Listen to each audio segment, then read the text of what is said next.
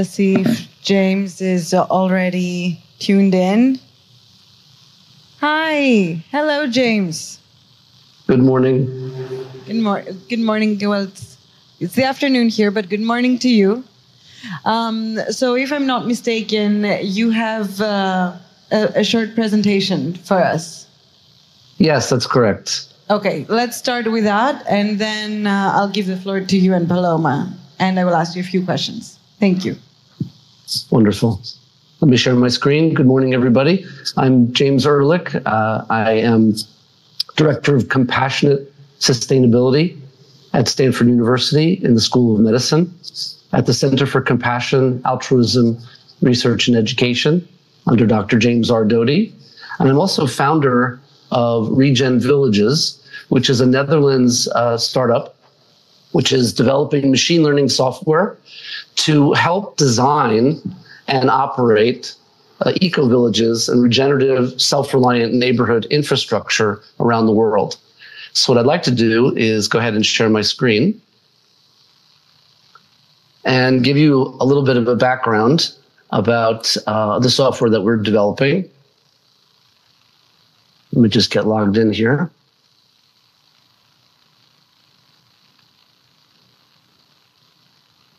So the idea really is all around the world, there's obviously an urgent need for social affordable housing.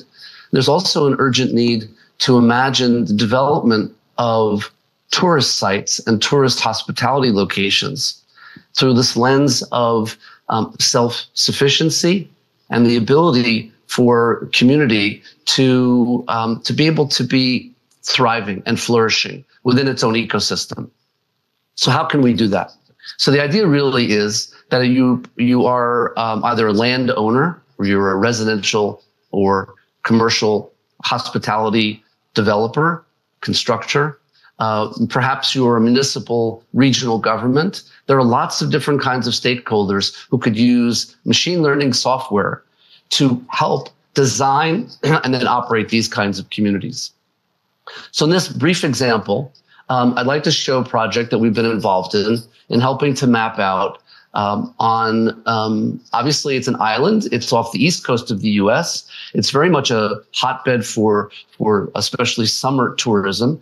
This is an island that gets, I think, over 100,000 tourists, during the summer months, maybe even, a bit more than that. But the main thing is that this island called Martha's Vineyard is a very high net worth island. So the Obamas, the Kennedys, the other kinds of very wealthy families have big compounds there. The issue is, of course, there isn't any kind of affordable housing or social housing or worker housing able to be amenable to the people who have to be there to provide for those folks who live on the island and work on the island. So people have to commute by ferry, in other words, to get there. And that can lead, of course, to disruptions and issues. So in this situation, you can see that we have loaded the parcel data and the information. All of this is open source data. This is this 33-acre parcel of land that is owned by the family office that we're modeling against. And the first thing we do is we look at the climate data. We look at topography. We looked at protected habitat. We look at all of the information relevant to ground temperature, air temperature, relative humidity. We look at sky coverage, illumination ranges. This helps to inform solar panel placement. We look at wind direction, wind speed, try to understand what's possible in terms of placing wind turbines, especially smaller scale residential wind turbines. We look at all different kinds of precipitation, storm ranges. We look at this concept of predictive modeling on weather patterns. All the relevant data, including demographics, property values, even traffic patterns, and the kinds of footprint patterns that you could imagine from tourists, let's say coming to a place. Now, the first thing we do is we extrude out this lovely 33-acre parcel, and we bring it into this kind of game engine environment, right? So now all of a sudden, you can see where this land that we're talking about developing is in the context of this particular piece of land. And then the first thing we really want to focus on is the location. The location has a couple of key things here, what's called retained features and key locations. Retained features are archaeological sensitivities, indigenous wildlife, and corridors that from First Nations, let's say, peoples. There's the servitudes and things like this. Then we look at putting kind of pins in the ground for where we pick up the entrance, the district water, energy grid, and things like this.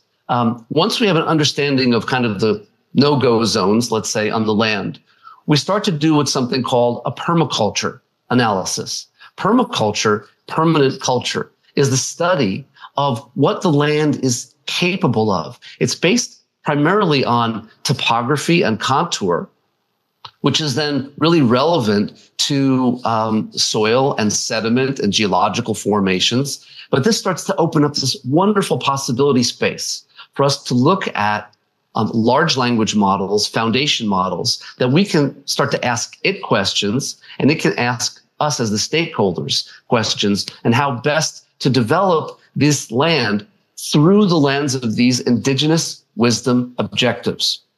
Most importantly, where are these kinds of places on the land that best suited for these systems and services, right? And again, it's all about resiliency in the built environment, especially.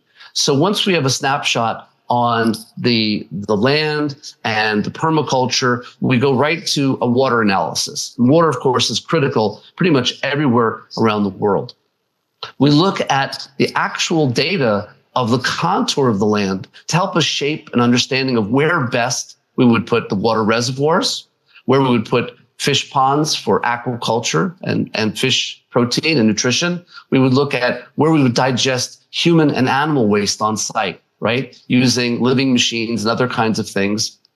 It actually turns that effluent into potable water on site. Don't need a sewer hookup. Don't need septic tanks. This is really critical, especially for island and tourism kinds of destinations. We then go right into, once we know what the land is capable of, what the land wants, right? From an indigenous wisdom perspective, we can start to model how many units would make the most sense on that land. We can start to actually say, hey, I think we can look at the rule books, which in this case said, oh, you can only build 19 villas on this land. Well, we said, hey, if we understand what the rules actually mean, we can actually put over 100 units on the small 33-acre parcel of land. So just to let you know, we have about 2 more minutes for seniors, for townhomes. We can also look at the single-family homes and other kinds of hotel space and things like this.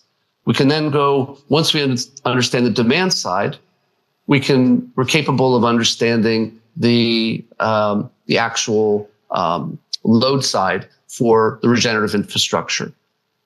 And the regenerative infrastructure will then allow us to show what's possible. What do we need in terms of solar, wind, biomass, biogas? What are these kinds of components, systems, and services to actually run this community, this, let's say, even tourist community, in such a way that it can be off-grid, that it can actually be islanded in case of interruption.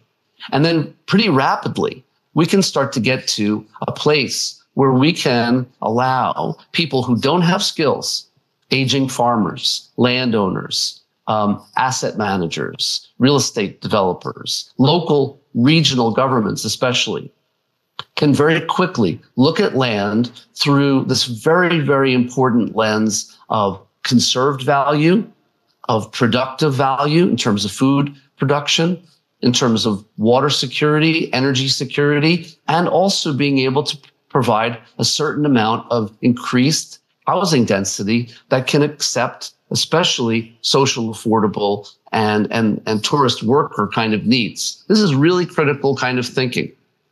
The next and sort of final step for us in this process is to start to render out these high fidelity experiences. We start to actually say, what is it like to live in this community? And we can actually virtually create these scenarios. What's it like to be a child, a senior, a young couple? What's it like to be a visitor, a tourist in this community? By time of year, by spring, by summer. Understanding what the fluid dynamics are, for instance, in the winter, during the rainy season. And even in this particular part of the world, what's it like in the winter when it snows? Thank you so much. So you can imagine using software like this, we're able to explain and describe places in such a beautiful, visceral way that we're capable now of being able to explain the financial modeling, rates of return. Oh, okay. James, I don't know if you can hear us, but I will have to stop you there for a second because we only have 15 more minutes, and I would like us to open this up to a wider discussion with both you and Paloma. And sure, I suppose absolutely. That I would like. I understood I had 10 minutes to present, but that's fine. Sorry. Yes. No problem. It seems like there has been a bit of a miscommunication. But I would like to ask you both, how do we change the narrative about what tourism looks like? How do we convince people that a new type of vacationing and of living is possible, and that they could actually not just envision it, but that this should be their experience of what tourism is like? Paloma, let's start with you. Thank you. Well, first of all, the question is, do people still need convincing? Does anyone here need convincing, with a show of hands? How many of you need convincing that you need a sustainable way of tourism and of living? I think everybody is convinced. According to Booking.com, the statistics say that 80% of tourists want to be doing sustainable trips. And 50% of them is because they believe on the climate crisis. So the awareness is there. The willingness is there. What we need is incentives. What we need is climate-friendly products. We need the means for them to be able to live sustainably, like, the eco-villages is an example, and to be able to travel sustainably. So I think that's where we are at. We need to shape the way we travel. We need to reclaim our destinations and the products that we offer the destinations. And this is, of course, possible, starting with a vision, like, the wonderful intervention from the president of the Prime Minister of Bhutan, who really showed us that they have a vision. Absolutely. James, how do we change the narrative? And in relation, the narrative, not just in the minds of consumers of a product like tourism, but also of the industry? Well, it's absolutely true. I also was deeply inspired by the words from the Prime Minister of Bhutan in being able to look ahead in how you plan for tourism and dealing with that. I think it's also important in how these communities are developed, and that's the reason why we're working on what we're working on to get ahead of the curve and understanding how these kinds of projects can be developed that have a very, very low impact on the natural world, actually enhance the biodiversity and improve even the microclimates of places. So all of those things actually benefit long-term tourist activities. Absolutely. What is the role that education, the educational system, can play in changing perceptions? James, let's start with. As far as I'm concerned, I'm a big fan, of course, of people who travel around the world to volunteer in organic farms and spend time on the land. There's all kinds of now programs that I see around the world in terms of where you're paying money to go someplace, but to actually learn and contribute your time to the local community. And I think that provides much more lasting impact for people when they come home from a trip. They don't feel like they just saw a place, took some photos, bought some trinkets, and came back. They actually left a positive impact from their travel. And what about you, Paloma? How do we do it through tech? Do we do it through education? And what's the role that the private and the public sector have to play in changing the narrative? Sure. So, of course, we need to generate more awareness. Like I was saying before, there's a lot of willingness and understanding that we need to do something, but there's not a lot of understanding of how we do it. So a lot of education, a lot of raising awareness about the issues and about solutions is needed towards both the private sector as well as the actual consumers themselves. So I can tell you from experience, for example, working in an island context in St. Kitts, which is in the Caribbean, but I worked on it generating awareness and education to the private sector as well as the community themselves, and really changing the mindset for them to understand that they are stewards of their destinations, and really also involving them in decision-making when it comes to policy development. We have resident surveys, for example, to understand how tourism is impacting them, and then how we can create or how they can create the right policies in place to involve them. So, but also that part of education also comes to the private sector in understanding how they have a part as well, how they can include sustainability within their operations. And sometimes it can be easy. Sometimes it's just changing the way you do things, just turning off a light switch, right? And other times it requires long-term investments. But of course, the technologies are there.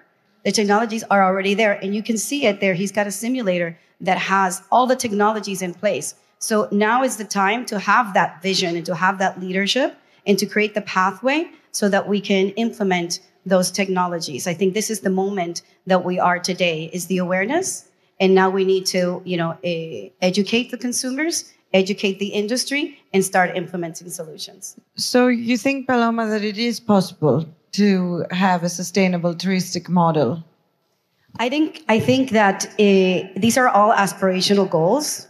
Everything that we're talking about here, reaching net zero, reaching zero waste, reaching, kilometer zero in the foods that you're buying. These are all amazing aspirational goals that we need to envision. And it all starts with leadership. I have examples as well of working with a local boutique hotel owner, for example, in Cinque Terre, and how with her vision, day by day, she was able to change the mindset of her workers, of the mindset of the community around her, was able to create, value chains with local suppliers to create more local foods, local artifacts, things of that nature. And it all started with one vision. And really, step by step, she was able to build a sustainable project, a sustainable boutique hotel that is recognized through social media by her clients that is actually a sustainable hotel. And this is the goal. So it is possible. If you can imagine it, you can actually, do it. And I suppose it's only successful if it really happens organically. If the people involved actually want it, and it's not just because they have to meet a standard. That is a very, very good point. Sometimes you have, hoteliers or tour operators that just want to fulfill a criteria, for example, right? That is not going to drive change. You really need to have leadership, you need to have vision, and you need to mobilize. And you need to mobilize from the ground up, and it needs to be both ways. So just by filling, a worksheet and not really owning it and not really understanding and wanting the change, it's really not going to move the dial. James, how have people responded to the eco villages? Have they, have they been excited about it? Have they been hesitant, reluctant to go there? How has it been? I mean, from our perspective, there is a wave of humanity that is beginning to wake up and understand that life in urban areas is vibrant, but at the same time, it's brittle. That there are issues in infrastructure, and I think COVID really also proved that people wanted to start to live further from the city, where they can be closer to nature, closer to their natural resource flows, closer to the places that can sustain them, and therefore feeling safer and more secure. So from our perspective, we see a huge market opportunity to get out there into some of these open spaces, especially farmland that is, and areas that are, currently being considered for the wrong kinds of development.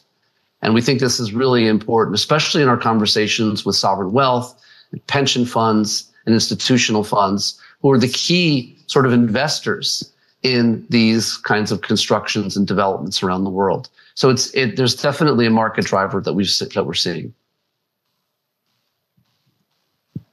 What can each of us do to travel and live more sustainably?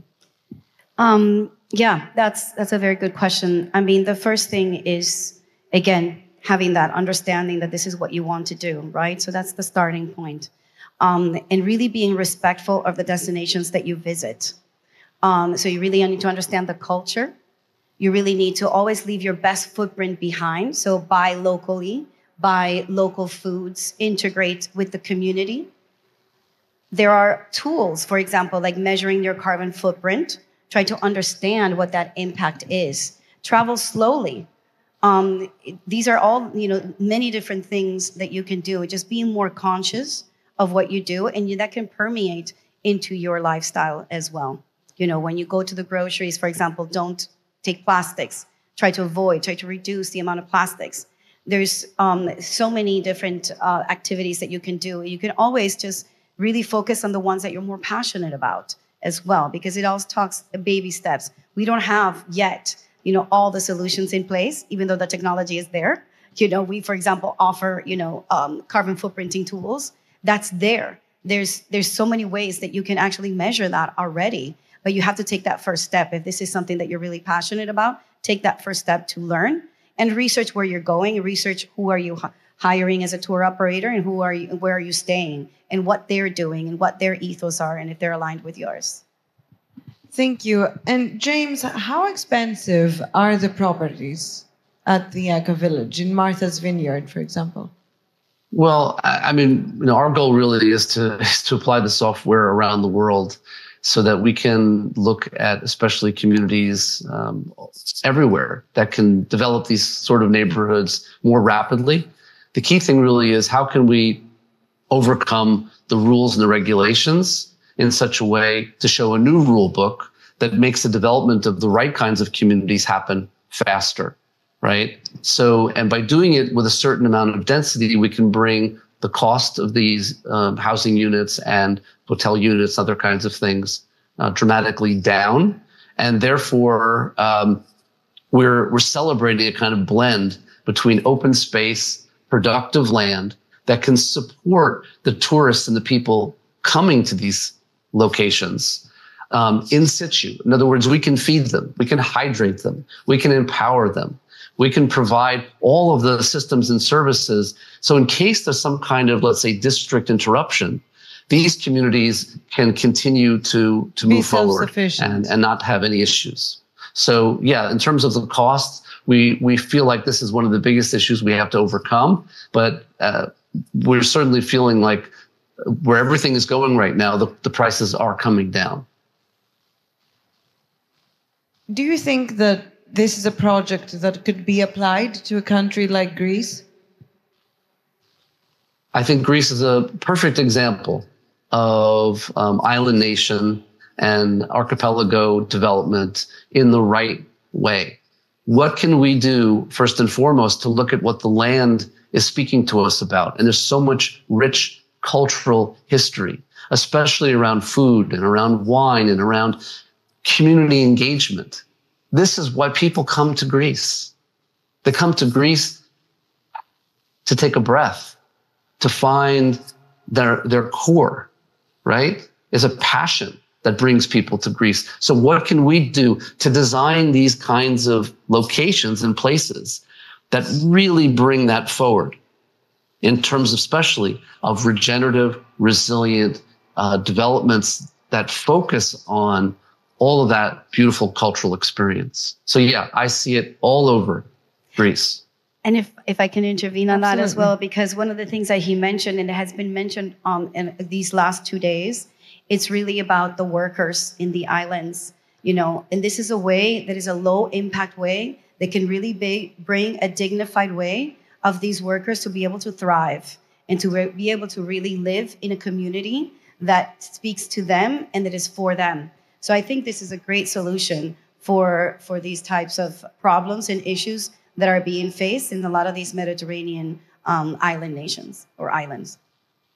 I think that the Prime Minister of Bhutan really inspired us all. And in relation to what he was saying and what was being said, what was said at the previous panel, and what you guys are saying as well, I think, seems to me, that part of sustainability is also about the experience that both visitors and locals get to have. And I feel as a journalist and as a citizen, I suppose, that this is not something usually discussed. We think of sustainability as something, you know, green economy and lower carbon footprint, but not as a way to experience things more profoundly, I suppose. What do you think, Paloma? Well, you know, I've done a lot of carrying capacity studies in a lot of island context.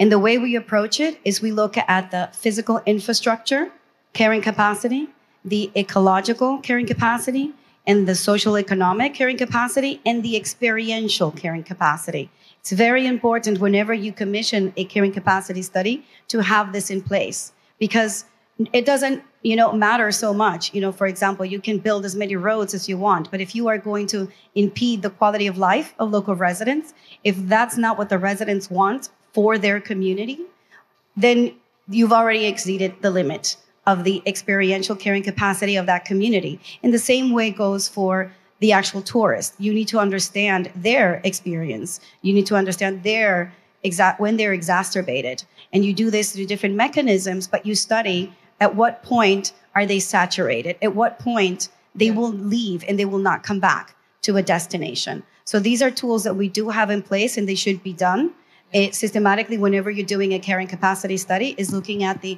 experiential carrying capacity, and that should be an indicator.